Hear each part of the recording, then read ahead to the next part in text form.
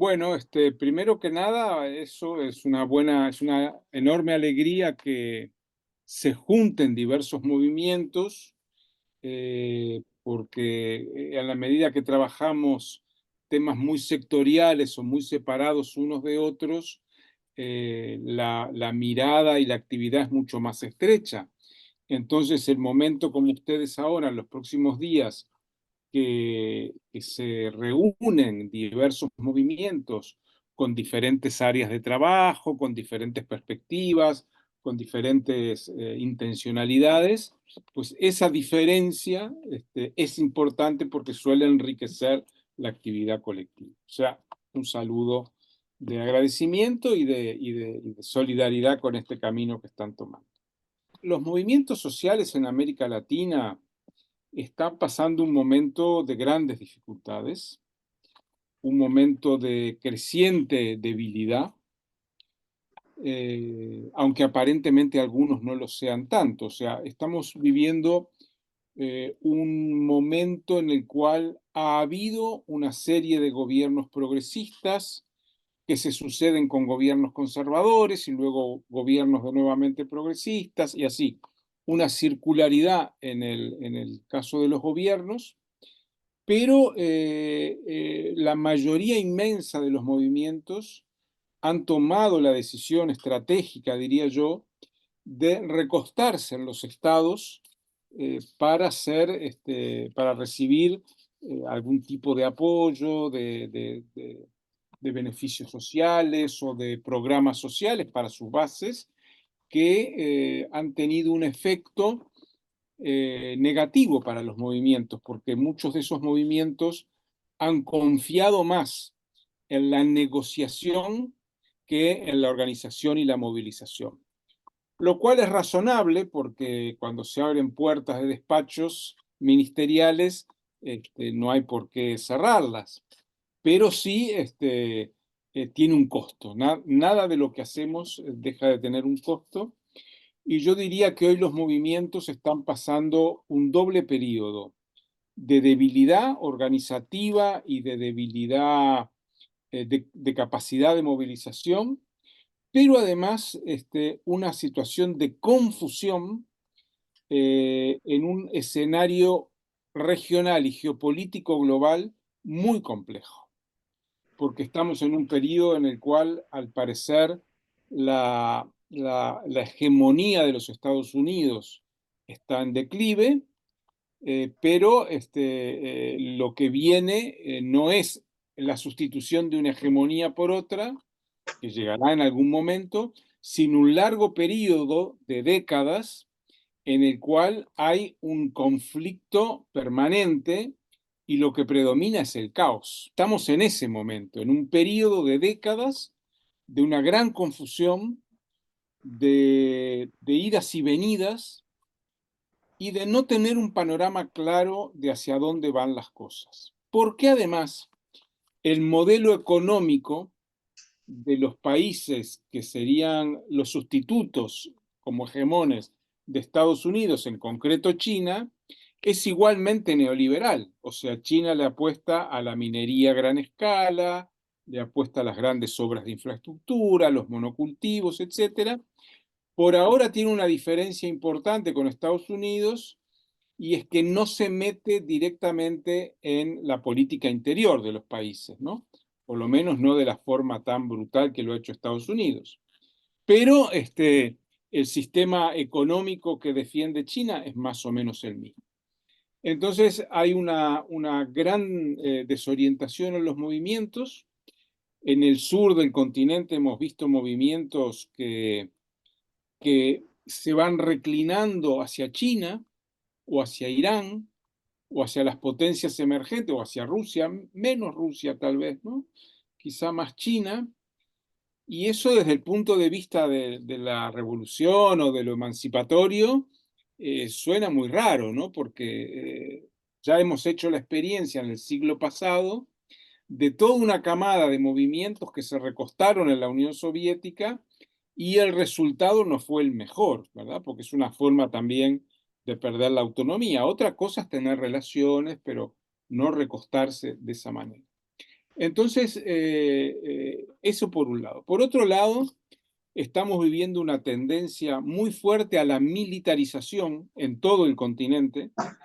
Lo que predomina desde México hasta el sur de Chile es un creciente militarismo, ¿verdad? En México, de la mano de López Obrador, un gobernador progresista o que se dice progresista, pero que le ha entregado la construcción de las grandes obras de infraestructura, los aeropuertos, los puertos, las fronteras al ejército, con argumentos tremendos como que el ejército no se va a corromper, cosa que no sabemos por qué. Pero bueno, México, que es un referente bien importante, muy militarizado, Centroamérica, no hay duda. En Brasil, ya los militares quedaron con una fuerte presencia después de la dictadura y controlan la Amazonía, y bueno, y con los gobiernos de Lula y de Bolsonaro eso no cambió, ¿verdad? Lula acaba de sellar una nueva alianza con los militares brasileños, que son una fuerza política bien importante, y Gabriel Boric en Chile militarizó absolutamente el territorio mapuche, aún con más cantidad de blindados y de soldados que el anterior gobierno de la derecha de Piñera, ¿no? Y ahora con Milei en Argentina se corre el riesgo de una creciente militarización del país, ni que hablar de lo que sucede en Ecuador, en Perú, y ustedes allí en Centroamérica también lo viven, ¿no? O sea, la militarización es como la otra cara de la moneda del extractivismo, ¿verdad? Y es muy agresiva, es muy feroz, es muy fuerte. Ahora acaba de subir Arévalo en Venezuela y yo tengo muchas dudas, digo, más allá de que Arévalo parece una muy buena persona, ¿no? Los límites que va a tener su gobierno probablemente sean mayores que los de Xiomara, ¿no?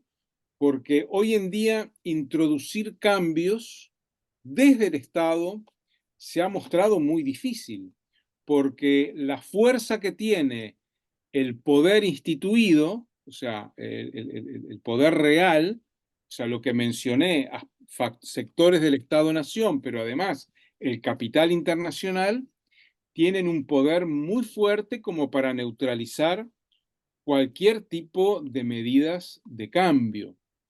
Entonces, lo que quiero decir con esto es que el camino de los cambios a través del Estado, me parece que en estos años ha quedado claro que está cerrado. Lo que no quiere decir que no se negocie, que no se hagan cosas con el Estado, que no se participe, o sea, en elecciones, eso es otra historia. Pero esperar que de ahí venga una solución a los problemas de fondo de los pueblos, yo creo que eso no es posible hoy, ¿verdad? Pero bueno, eso es todo un terreno de discusión y de debate. Siempre se renuevan esperanzas. Ahora está Petro en Colombia, yo diría de esperar un par de años más para evaluar el gobierno de Petro, porque una cosa es la persona que ocupa el cargo, ¿verdad? Que puede ser muy buena, y otra cosa es qué posibilidad tiene esa persona de hacer algo realmente importante.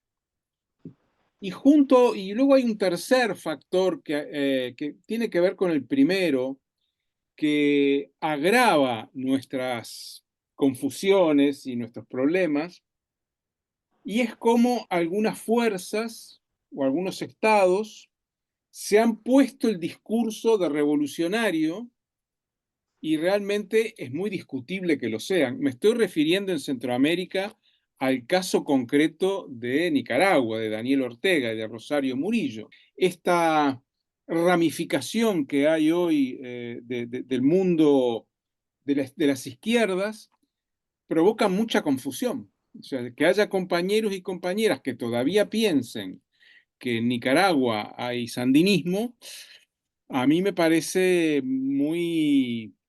que no nos ayuda a aclarar las dudas y los problemas que tenemos.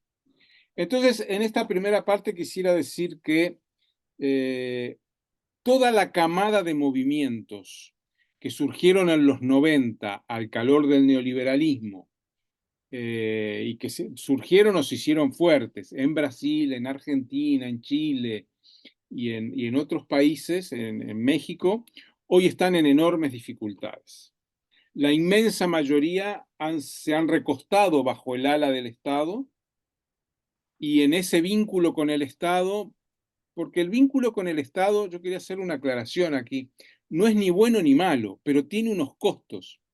Tú si te dedicas a presentar proyectos al Estado, a darle seguimiento, a hacer las gestiones burocráticas necesarias para que esos proyectos se hagan realidad y luego gestionar los dineros que te pasan, el movimiento necesita crear un aparato de especialistas, ¿verdad? De personas especializadas en trámites en oficinas, que no es lo mismo que organizarse para luchar. Entonces el movimiento ahí tiene que desdoblarse. En Argentina esto ha sido tremendo, porque además los gobiernos kirchneristas nombraron dirigentes en cargos ministeriales, de segundo, de tercero escalón, ¿verdad? Nivel. Y eso implica que los luchadores sociales terminan siendo gestores estatales. Y eso crea problemas que antes no estaban en el orden del día de los movimientos. Digo, por si fuera poco, todos los problemas que tenemos. En resumen, diría que esa generación de movimientos piqueteros, sin tierra, hoy están atravesando dificultades enormes, que los movimientos más dinámicos, o sea, en América Latina hay como dos grandes pies de los movimientos, ¿no? Uno son los movimientos indígenas y otro los movimientos de mujeres.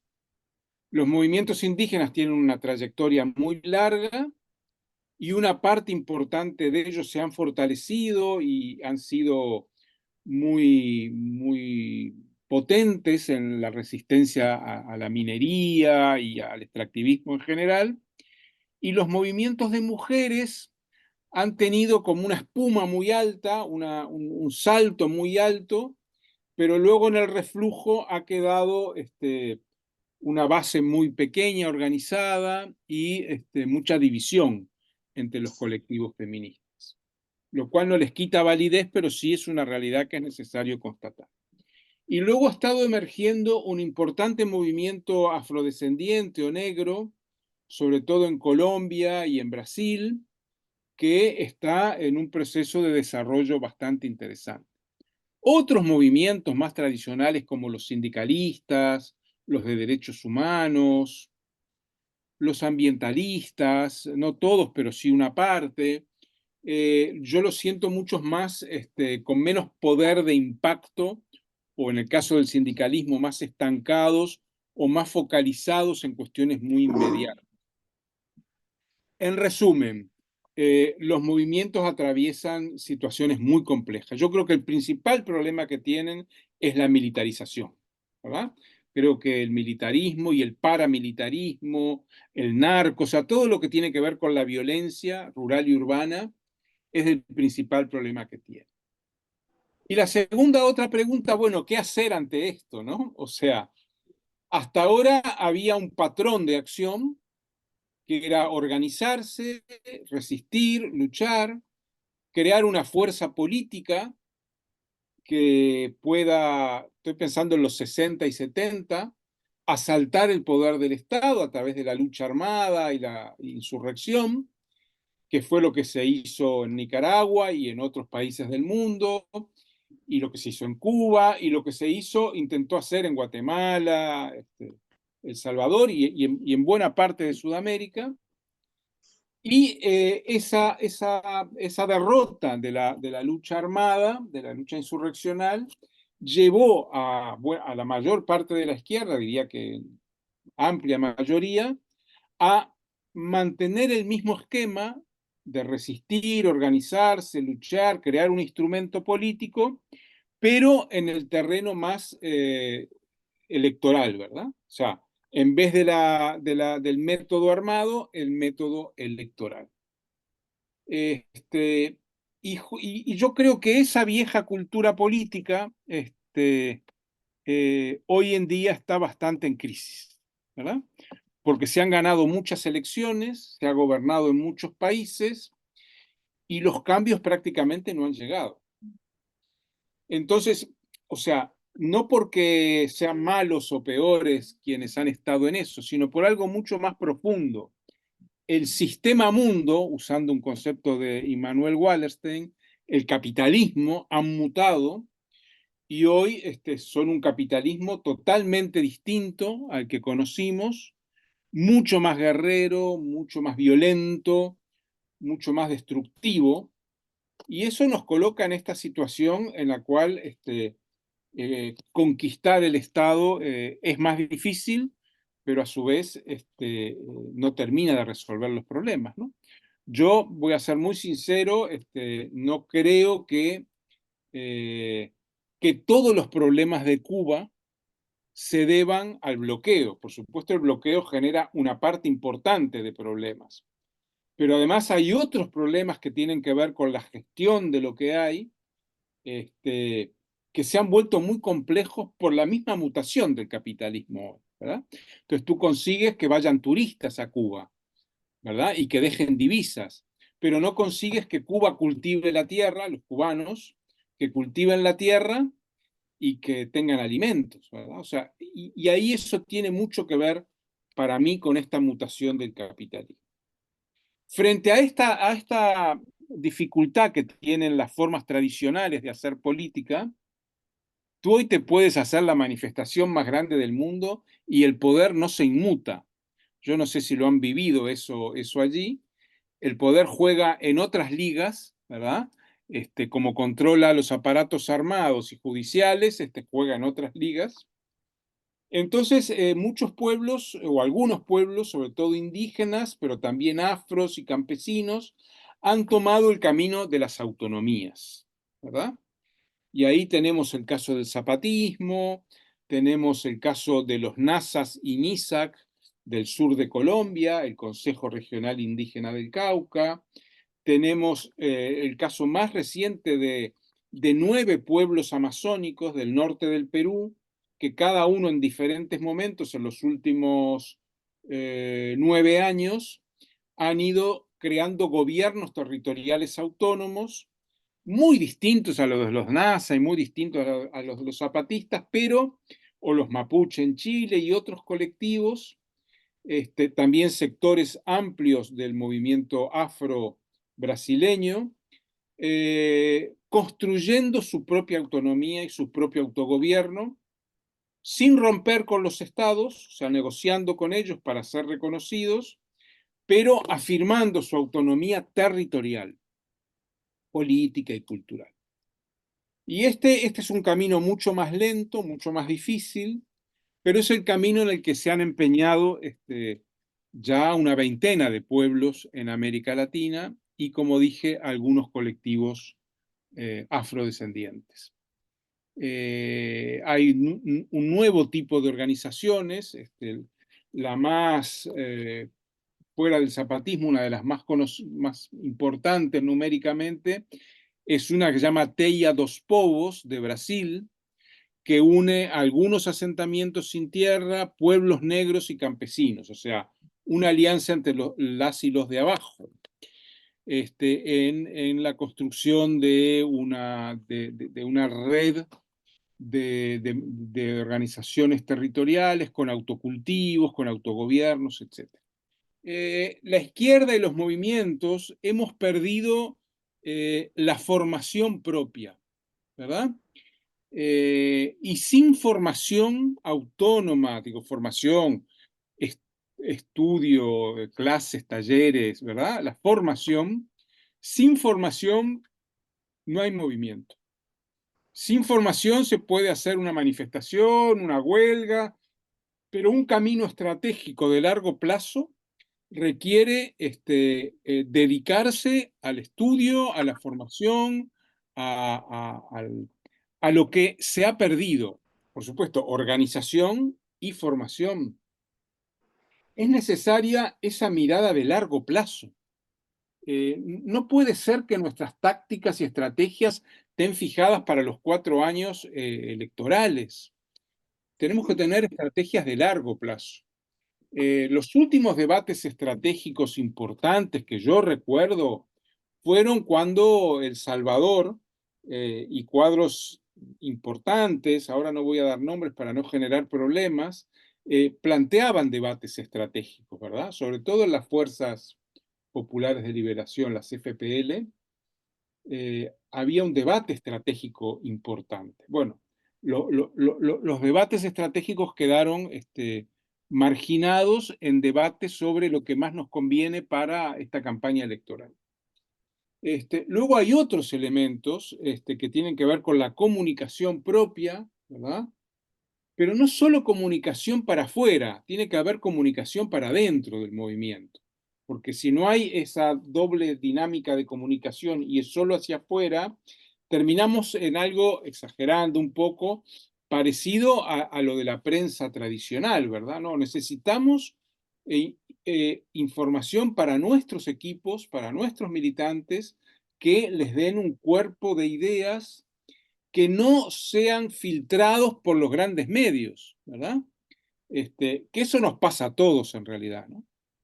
Me olvidé de decir que cuando hablaba de formación, hoy es doblemente importante, porque antes la formación estaba muy focalizada en lo estructural, ¿verdad? En las fuerzas productivas de cada país, en la propiedad de la tierra, las relaciones de producción, pero hoy también es necesario, por el momento que vivimos, tocar el tema geopolítico. Si nuestros movimientos no tienen un anclaje territorial, tanto en la ciudad como en el campo, en las áreas rurales es más fácil, ¿verdad?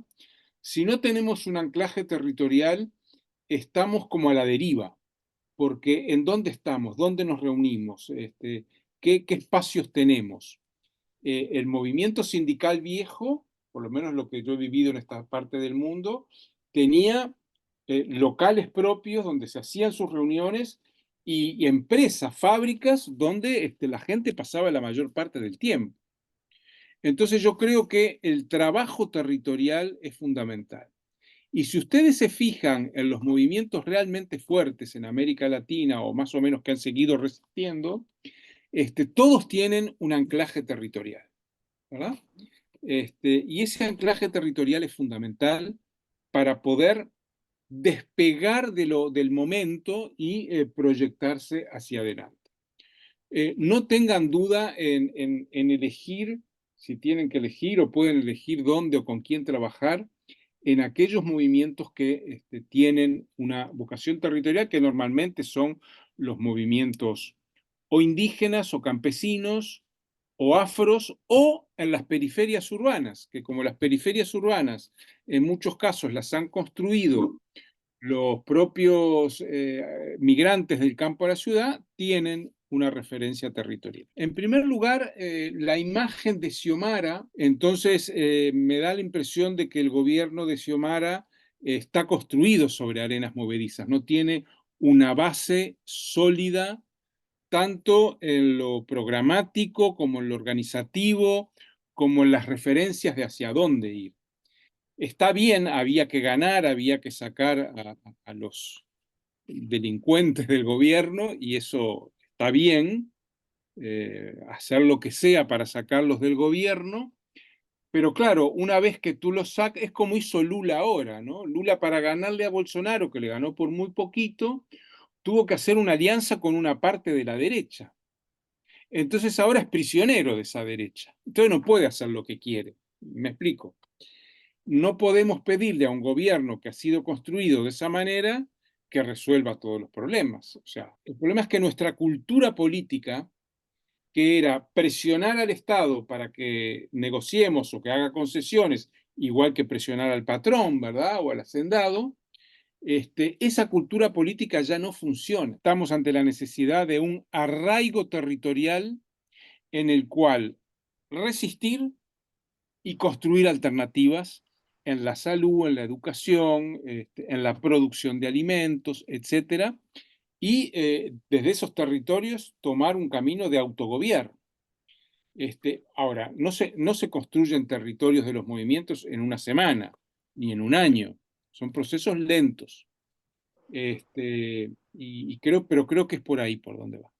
Y creo que tener una cultura política, llegar a fraguar una cultura política alternativa a esta que mencioné, a la hegemónica, que algunos le llamamos estadocéntrica, porque está centrada en el Estado, va a demandar un largo periodo histórico. Eso no hay otra. A adoptar está muy vinculado, para mí, a la lectura que hagamos de el Estado-Nación y de lo que nos puede deparar el Estado-Nación.